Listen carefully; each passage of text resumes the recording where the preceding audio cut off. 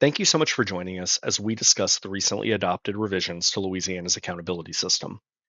For many years, the Department of Education has been engaged in conversation about the need to reform our school accountability system, the need to optimize it to ensure it's meeting Louisiana's needs by highlighting the areas where Louisiana is improving and highlighting the areas where we still need to improve for the benefit of our students. Three fundamental drivers emerged and formed the basis as we began discussing how to revise this formula. One, rigorous and high expectations for what students can achieve. Two, simplicity and transparency in what the accountability system measures. And three, signaling the importance of college and career readiness by aligning it with our high expectations. We needed to reimagine the system to raise the bar around what it means to be career and college ready. Our goals are clear. All of our students must grow, and we need to be transparent about what percent of our students are growing, just like we need to be transparent about what percent of our students are mastering grade level content. Lastly, we need an accountability system that provides the incentives and measures whether when students arrive in high school, they are ready to identify the right pathway for them. The revised accountability system recognizes schools when they help students reach their workplace, college, or military service readiness standard. Creating a simple and transparent system was important to most stakeholders. Our current accountability system requires a variety of helper sheets to figure out how to calculate a score. For example, you have to know what you earn 25 points for, 80 points for, 100 points for, or 150 points for in each of the indicators. This is challenging. It creates several different goals along the way and makes it really hard to explain what the indicator is measuring. For example, our assessment index, which should tell you what percent of our students are doing well on the state standardized LEAP test, really tells you the number of students who scored advanced times 150, the number of students who scored mastery times 100, the number of students earning basic times 80, divided by the total number of testers in the school, weighted by ELA and math twice. The new system asks a simple question, and it gives a really straightforward answer. What percent of the students met the proficiency level that we expect in the state of Louisiana?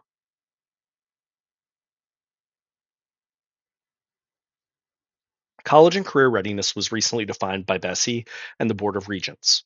We kept that definition close at hand as we planned, engaged, and designed this revised formula, because true readiness for life after high school has long been neglected by our current accountability formula. Louisiana has long been challenged with educational outcomes that fall below those of the nation. In our current accountability system, the growth measure compares each student's prior and current year achievement and awards points based off how well that student did compared to their peers. Those peers are students in Louisiana, and the accountability system changes the expectation based off of the student's characteristics. Our revised growth measure stops comparing our students to one another and instead says that every student who isn't proficient can grow a half an achievement level. We divide each non proficient achievement level in half. Every year, the student must grow from a lower level to a higher level. In the example on the screen, you see a third grade student excited to go to school, but in her first year taking the LEAP test and ELA, she was in the lowest score possible, a 650. She's starting out at low, unsatisfactory. The following year, if she gets to 675, she'll be in high unsatisfactory territory. If she does that, she will have made meaningful progress toward being proficient, and the school will get credit for her having made that meaningful progress in the growth indicator. If she grows a half an achievement level every year, by ninth grade, she will be college and career ready. She will be choice ready to choose a path that's best for her, whether that is career or college. This system, as it's designed, ensures that even the students who arrive at the lowest score possible in third grade can reach their goal of proficiency by the time they are ready to begin making choices about what type of training and development they want in their last 2 years of high school. Continued growth is expected for students who reach mastery. Every student should be improving every year. As a result, the system requires that they grow 1 point each year, or once they score advanced, they need to maintain advanced for the school to earn credit. The young lady from the example on the previous slide is likely in the lowest 25% of her school. Students who are in the lowest 25% of their school are included in another indicator. This is because we think that it's important and critical that we catch her up.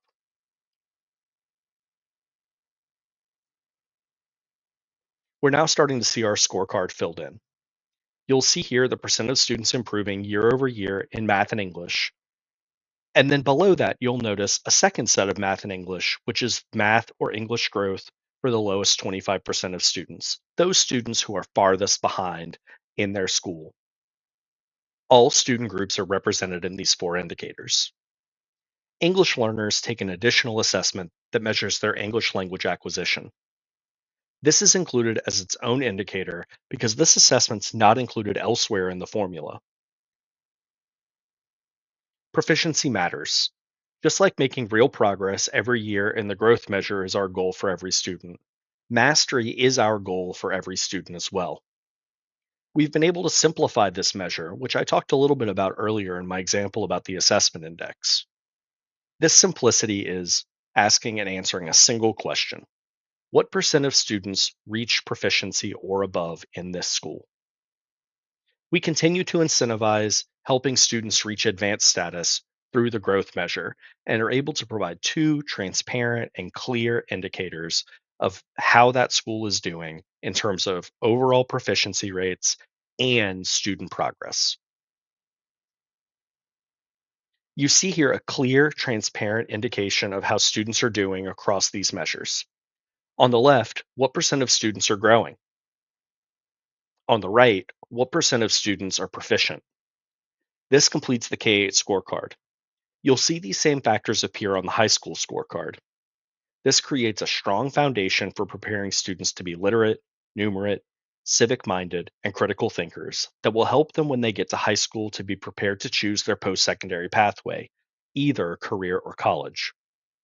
No matter which pathway, these foundational skills are critical for success in life. No matter where students start, growth is critical. By having a strong focus on student proficiency and student growth, we know more students will be ready to reach their goals and have choices around their post secondary plans and truly thrive. The first indicator within our Thrive and Thrive section is graduation rate. Graduation rate continues to be an important factor. This indicator is simplified. Our current accountability system required you to multiply by zero point 0.9 if your grad rate was 75 or below, or 1.111112 if it was between 76 and 90. And if it was between 91 and 100, it was 100 plus 5 points for every point you were above 90. The simplified version of that is to simply ask and answer the question, what percentage of your school's ninth graders earned a diploma on time? The nationally recognized assessment index shows the percent of students reaching the equivalent of a 20 on the ACT or on another nationally recognized exam, such as a gold on the work keys or a 59th percentile on the ASVAB. University diploma students must still take the ACT, though the school can substitute a higher score from another test.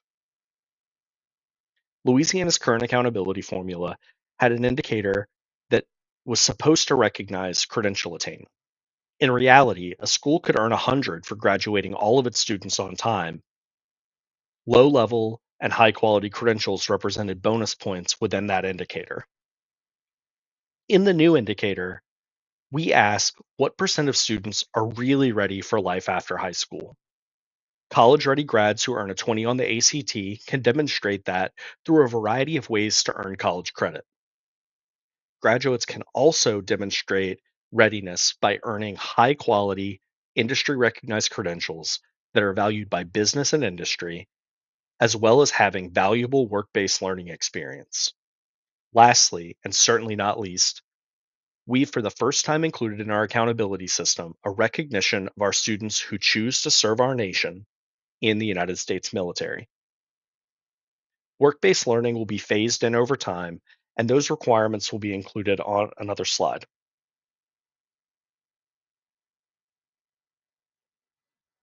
Work based learning, being phased in over time, will happen over several years. In the first year, the school will earn 5% bonus points for reaching a goal of 25% of career accelerating students completing a work based learning experience. In the following year, the expectation will grow to 30 in order to get that 5% bonus point incentive.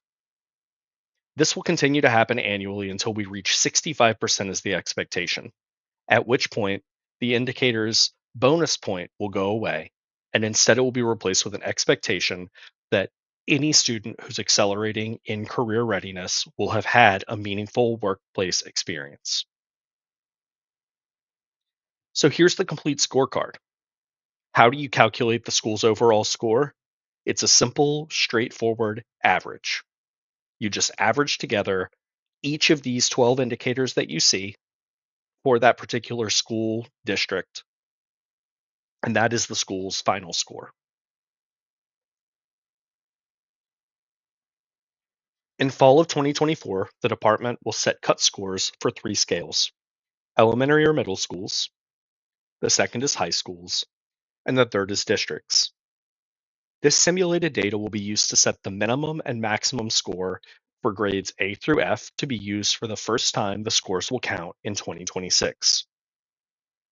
Schools across the state will, as a result, know where they currently stand under the simulation using most recently available data, and if they make no progress between now and 2026, what grade they can expect to get. Schools and districts will be able to set goals. We hope schools will target trying to grow a letter grade or some reasonable number of points. In any year after 2026, when over 50% of sites on a particular scale earn A or B, the scale will grow up by 5 points until we reach a standard 10-point grading scale. This will mean a clear goal annually and gradual increase of expectations while also being transparent about what percent of students are meeting expectations. We've included a timeline here that covers this fall to 2027. This fall, there is no change to the accountability system. The LDOE will issue cut scores for the revised system using the 2023-2024 school year data. LDOE will issue these simulated data to districts for their planning purposes. Fall of 2025 will be the final year of the current accountability system. In fall 2025, the SPS system remains unchanged, and we will issue simulated data assigning simulated grades based on cut scores set that previous fall. In fall of 2026 will be year one of the revised system. In fall of 2026, scores will be based off of the revised formula. The cut scores in order to earn an A, a B, a C, or a D will be based off of those scores set in the fall of 2024. LDOE will also release simulated scores under the old formula for information purposes. In the fall of 2027, the full system will have been in place for a year, and we will be in the second year of the revised accountability system. Scores will be based off of the revised formula, and cut scores may have increased by 5 points if 50% of schools had earned A or B in the prior year. Please send any questions to assessment@la.gov, and we'll be happy to answer them. We are grateful for the part that you play every day in improving our communities and look forward to this updated accountability system shining a light on how we are helping our students and communities grow, achieve, and thrive. Again, please send any questions to assessment@la.gov, and we'll be happy to answer them for you.